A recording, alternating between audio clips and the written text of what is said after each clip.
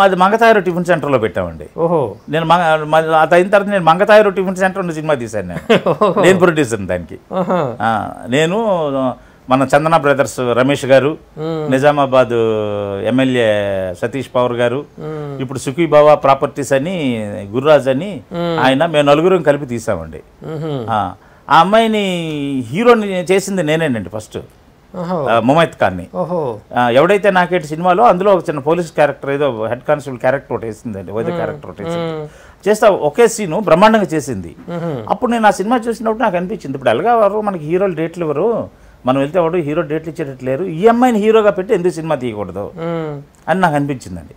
అనిపించి ఆ అమ్మాయిని ఏదో సాంగ్ చేయడానికి వచ్చింది. సాంగ్ చేయడానికి ఎక్కడ ఉందంటే గోల్కొండ హోటల్లో ఉందంటే వెళ్ళి అడిగానండి, ఏమ్మా మిమ్మల్ని నేను హీరోగా పెట్టి సినిమా తీయాలనుకున్నాను కానీ నవ్వింది నన్ను. నేను హీరో ఏంటి, నేను ఏదో ఐటమ్ సాంగ్లు చేసుకున్న ఐటమ్ గర్ల్ని నేను, లేదమ్మా నాకు ఎవడైతే నాకేంటి సినిమాలో మీరు సీన్స్ చేశారు చాలా బాగా చేశారు, హీరోగా చేస్తే చాలా బాగుంటుందమ్మా, డిఫరెంట్గా ఉంటుందంటే నవ్వి, ఏమిస్తారు నాకు అని అడిగింది. ఏమిస్తారు అంటే చెప్పండి అమ్మా ఏమిస్తారు. నేను మరి నేను రోజుకి నేను పాటకి 4 లక్షలు తీసుకుంటున్నాను కదా, మరి ఏదో నాకు 50 లక్షలు ఇస్తారా అంది. నేను హీరోని చేస్తున్నాము ఎక్కడి నుంచి వస్తాయమ్మా అంటే మొత్తానికి అటు మాట్లాడి 22 lakhsకి మాట్లాడి 2 lakhs అడ్వాన్స్ ఎక్కువ ఇచ్చారు మీరు. మరి సినిమా మొత్తం చేయాలి కదా, అమ్మాయికి అప్పుడు 3 రోజులు పాట చేస్తే 4 లక్షలు 5 లక్షలు ఇచ్చేవారండి.